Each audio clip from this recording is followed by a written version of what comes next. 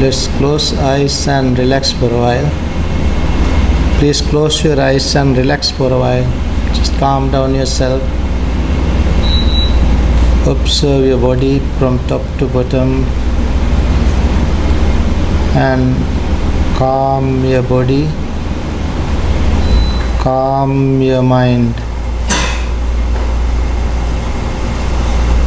Giving full attention to your body from top to bottom.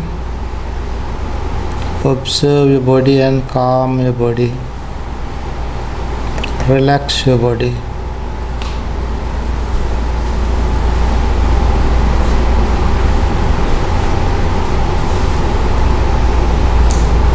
Breathing in, breathing out, naturally, peacefully.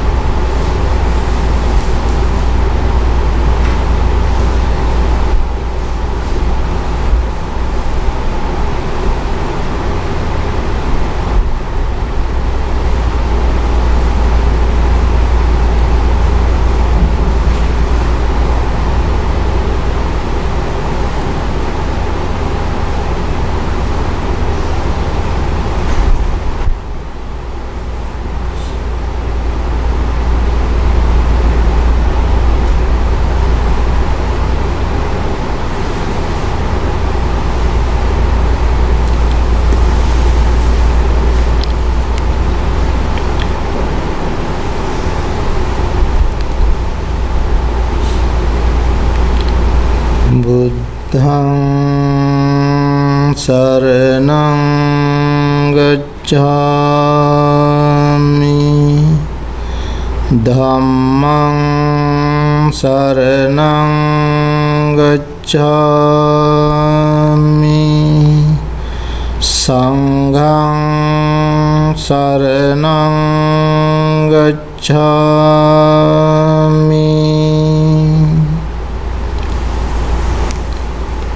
Katama chausu samma vacha musavada veramani pisunaya vachaya veramani parusaya vachaya veramani sampappalapa veramani.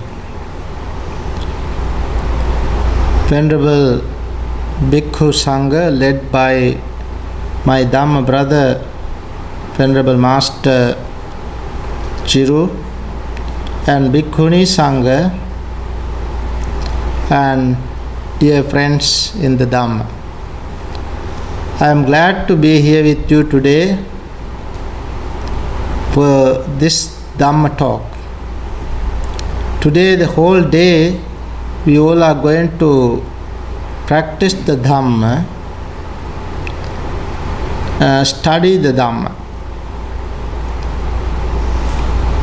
The Venerable Maha Sariputta is the foremost disciple of the Buddha.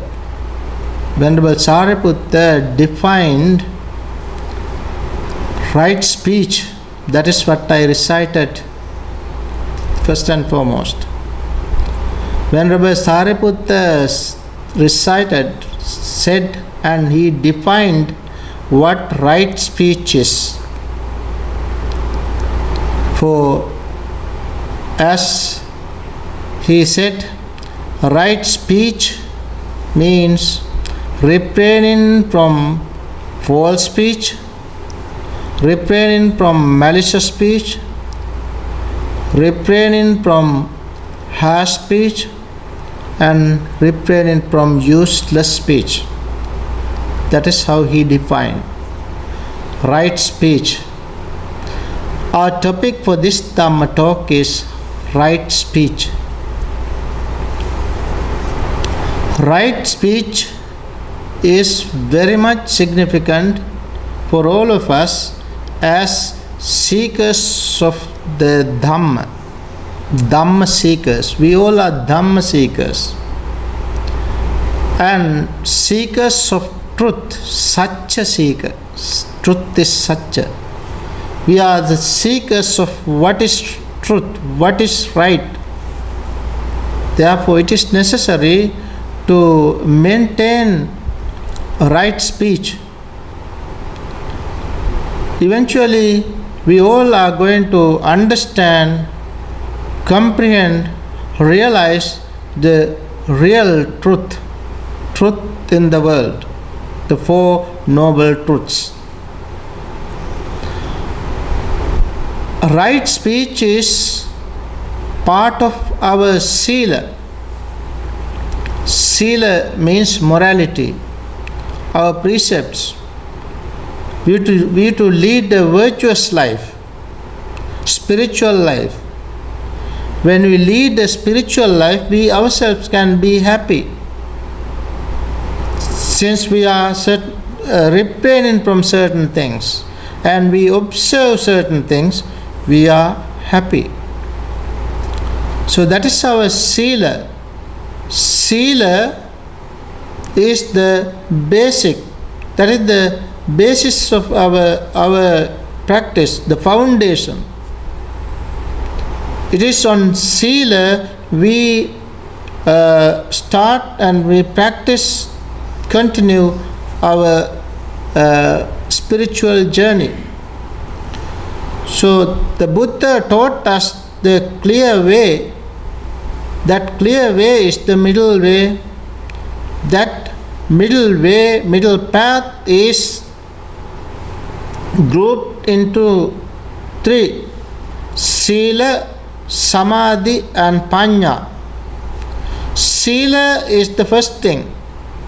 Therefore, we need to understand Sila. So, of the Noble Eightfold Path, the middle path, what we talk about, whether it is middle path or the Noble Eightfold Path, is the same. So, Noble Eight Path, this path, there are 8 factors. That is why it is called Eightfold Path. So, of the 8, the first thing is to Sila, where we to refrain from these 4 things. What are the 4 things? Refrain from false speech, refrain from malicious speech, refraining from harsh speech, and refraining from useless speech. That is what is called speech. That is right speech. Then we come to right speech. Then right speech, right action, and right livelihood. These 3 are really called what is Sila. So that means we to refrain from these things, and also we to observe, not only refraining things. Even right speech, we cannot talk about right speech without understanding, without having good thoughts, right thoughts. Without right thoughts, we cannot talk. That is, we conceptualize and then we verbalize. In order to have right thoughts, we have to have right understanding as well. So the path is well connected. Right understanding leads to right thoughts leads to right speech. So we find this right speech in the path, the Noble Eightfold Path, and also in the 8 lifetime precepts and the 3 modes of conduct. You know, we have 3 modes of conduct. Means we act in 3 ways: physically, verbally, and mentally. Whenever we act in these three ways. So, where we find these four types of talks, which are called right speech. Right speech is always encouraged by the Buddha. Buddha used different terms to wrong speech, false speech. False speech is in Pali musavada. Musavada. Buddha used another term, alika. Alika. Once in the Dhammapada, the Buddha said, Akkodena jine kodam. Koda means hatred. Hatred is to be overcome by non-hatred. Asadung sadhunadine. Those who are untrue are to be overcome with truth, good things, wholesome things, virtuous. Asadung sadhunadine. Jine kadariyang danena. Misery should be overcome by generosity. Sachena alika vadna. Alika is false speech. False speech should be overcome by truth word of truth. This is how the Buddha emphasized the need of refraining false speech. Once when the Buddha came to understand that Venerable Rahula, his own son, he was ordained at the age of 7. Venerable Rahula was ordained at the age of 7. After his ordination, he started to tell lies, false speech. Buddha came to know this. One day the Buddha visited his place, his room, different cells. So when the Buddha visited him, there was a basin full of water. Buddha washed his feet and left little water in the basin, in that bowl, the basin. And then Buddha showed him, Venerable Rahula, this little one. Buddha showed that and said, Rahula, see, there is only little water in the basin. Then the Buddha said, see, like that, the person who deliberately lie, his virtue, his recluseship is just like that, only little. And then the Buddha threw this away, the water, and said, Rahula, see, is something thrown away. Just like that, the person who deliberately lie, his recluseship, his virtue is just like that, something thrown away. Then the Buddha put the basin upside down and said, see, now this something upside down, the person who deliberately lies, his life is like something upside down. In this manner, the Buddha taught him the necessity of practicing what is truth and refraining telling lies. The Buddha very clearly said, Rahula, do not tell lies even for a fun. Do not tell lies. So that is how the Buddha emphasized the need of refraining from false speech.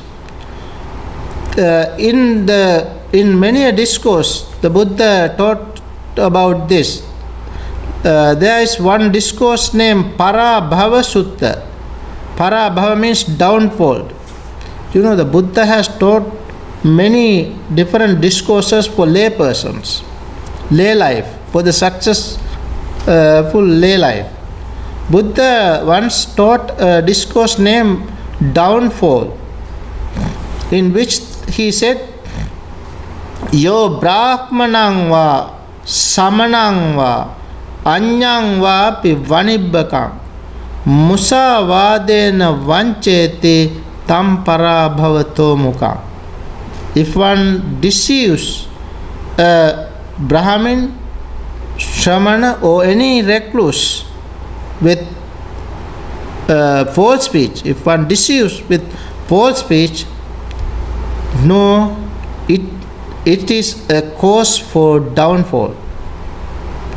In the Vasala Sutta, outcast, where again the Buddha said, if one deceives such a person with false speech, know that he is an outcast. According to the caste system, outcast means the lowest. He is an outcast, not to be associated with such person. That is how the Buddha taught us. In this manner, the Buddha taught about false speech.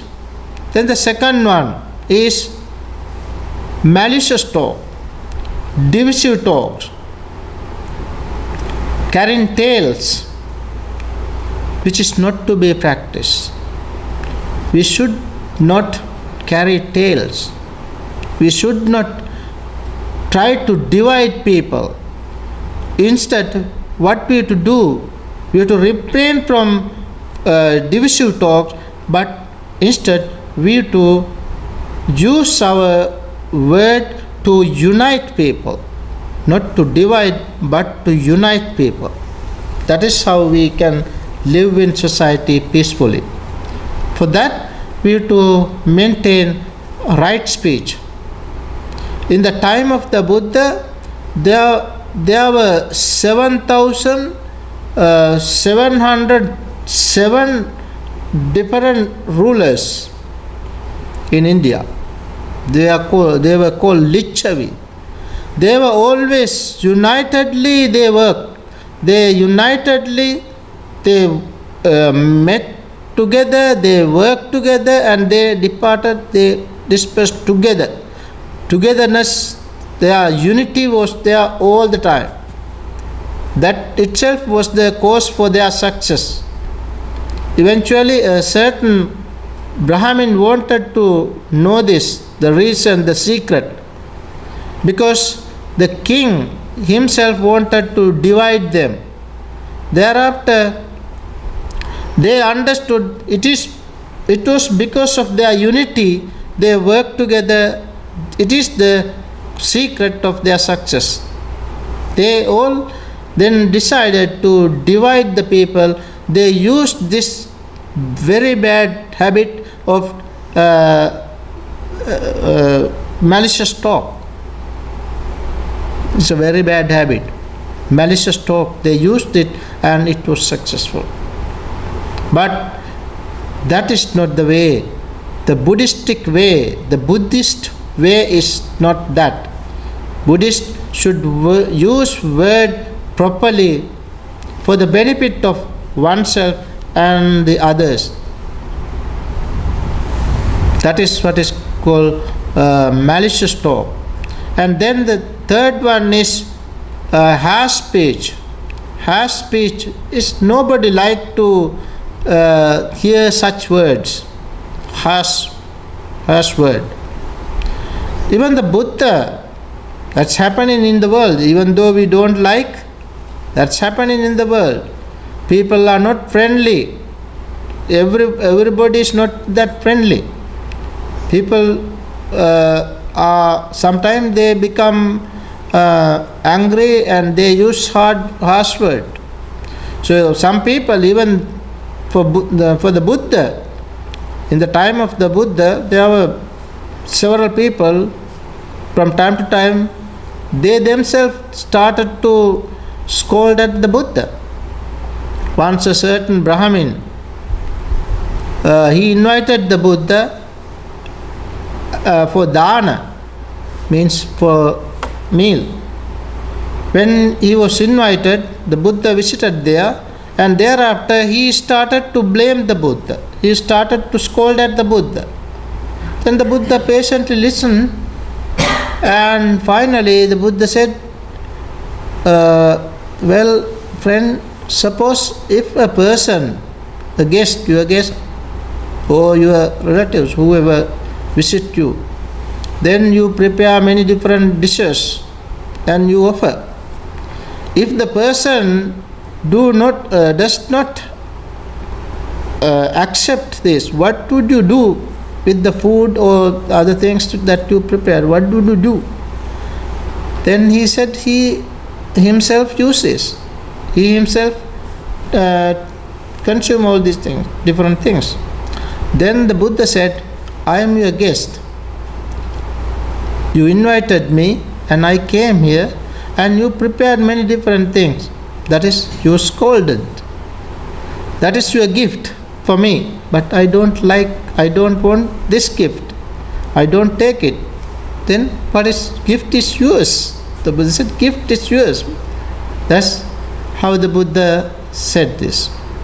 So, whatever harsh speech, nobody wants to listen to such things. Instead, the Buddha always encouraged us to use word properly. Ja, vacha, nela, kanna, sukha, dear to ear. When we talk, the Buddha said, talk something dear to ear, dear to heart. Hadayangama, dear to heart. Pori, which is palatable, which is more dear to heart, used by the cultured people, civilized people. Such words are to be used. Instead, using harsh speech. Then, frivolous talk, useless talk. Some people get together and they start to talk about different subjects, different things, very worldly things, sometimes very worldly things, sometimes not connected to us, connected to these two people, no use. But they start to talk something happened in the other end of the world. They talk about this perhaps hours and hours, and eventually they themselves can understand, from where we started. They say, from where we started. And no meaning. That is what is called useless talk, frivolous talk, endless talk. Such talks are to be stopped. What is the Buddha's advice for us? Buddha taught us. He has suggested some topics not to be talked on. There are 32 different topics which are not suitable for the practitioners. And then the Buddha recommended 10 different topics to talk on. And in short, the Buddha said, whenever you get together as practitioners, when you get together, Buddha said, Dhammi va kata, aryo va tunni bhava. If you'd like, if you want to talk something about beneficial, something good, something on Dhamma. Talk about something Dhamma, Dhammi va kata, aryo va tunni bhava. Otherwise, simply be silent. That is the Buddha's advice. The Buddha has recommended us how to talk. He taught us how to talk, because he was the greatest man for the right speech. Buddha is called Buddho Pavadatang Varu. He is the greatest man for the word. He is Dhammavadi. He talks about Dhamma. Satchavadi talks about Satcha. Vinayavadi talks about discipline. So the Buddha taught us when we talk, this is quite practical in our daily life. Buddha pointed out 5 different points, 5 different things to understand when we talk to others. What are the 5 things? He said, when you talk, kalena bhasitang. Buddha knew the right time to talk, and Buddha taught us the same thing. As he knew, he taught us the same thing. Whenever you talk to other person, try to understand the right time to talk. This is very important. We should not talk once we want to talk. Perhaps the other person is not ready to listen to us. Therefore, Buddha's advice is understand the right time. That is the first thing. We have to understand the right time to talk to others. Kalena bhasitam. Secondly, the Buddha said, whenever you talk to others, try to talk softly, gently. Softly, gently, talk gently, with a gentle heart. Sanha cha bhasita. Then third, Buddha said, Satcha cha bhasita. Whenever you talk something what is truth, something that you can believe, others can believe. Satcha means truth. Talk about truth. That is the third one. Satcha cha bhasita. Then atta sanghitena bhasita. Next one is talk something meaningful. Something meaningful to both sides. We always have to keep it in our mind that whatever we are talking should be beneficial, should be important, something important for both sides. Finally, the Buddha said, when you talk with metta, talk with metta chitta, metta chittena bhasita, talk something with metta, love and friendliness. This is how the Buddha taught us. So the Buddha's word, how the Buddha used his word, right speech is given very clearly in a particular discourse from Majjhima Nikaya, middle length sayings. Those who are interested, please read Abhaya Raja Kumara Sutta. If you'd like, Abhaya Raja means Prince Abhaya. There was a prince during the time of the Buddha. One day he visited Buddha to argue and refuse the Buddha's word, Buddha's doctrine. Because of his earlier teacher, he taught how to do that. Thereafter he went to the Buddha, and the Buddha taught him what right speech is. If you are interested, you can read that discourse. So as I said earlier, we use right speech because as Dhamma seekers, as Satcha seekers, truth seekers, we want to come to right understanding, and we want to follow the path and come to right knowledge. What is right knowledge? Right knowledge means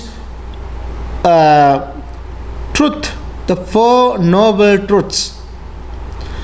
4 noble truths, though we called it 4 noble truths, there are no 4 truths in the world. There is only one truth. That truth is dukkha. Dukkha is everlasting phenomena in whole system of the universe. It is the everlasting phenomenon, dukkha, unsatisfactoriness. Whatever we call satisfactoriness, happiness, ends up with unsatisfactoriness. Buddha understood this truth. So, this truth is not arising without a cause. It is with a cause. Therefore, those who want to understand truth should understand what is the cause of unsatisfactoriness as well. When we understand the cause of unsatisfactoriness, if we can remove the cause of unsatisfactoriness, we can come to satisfactoriness. Understand, realize satisfactoriness, realize what is peace, what is bliss, for which the Buddha realized the path, the noble eightfold path. In this manner, we can understand the Four Noble Truths. If we can understand Four Noble Truths, at the same time, we can understand three characteristics. In all things in the world, there are three marks. We can understand these three marks, which are called three characteristics of existence. And we can understand the whole system of the world, how the world is depending, interdependently, things are interdependently existing in the world.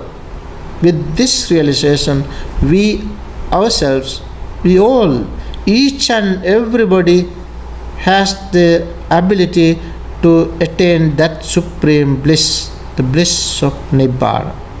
So friends, this is why we want to understand the Buddha's teaching as the foundation of our practice. We want to understand what Sila is, in which the part of our Sila is right speech. Let's all understand the importance of maintaining right speech, refraining from false speech, refraining from malicious speech, refraining from harsh speech, and refraining from frivolous talk. Let's try to refrain from this, and let's try to speak what is right, what is truth. And with this, let's all practice this wonderful Dhamma, so that one day we all can attain supreme bliss of Nibbana. May we all attain supreme bliss of Nibbana. Sadhu, sadhu, sadhu.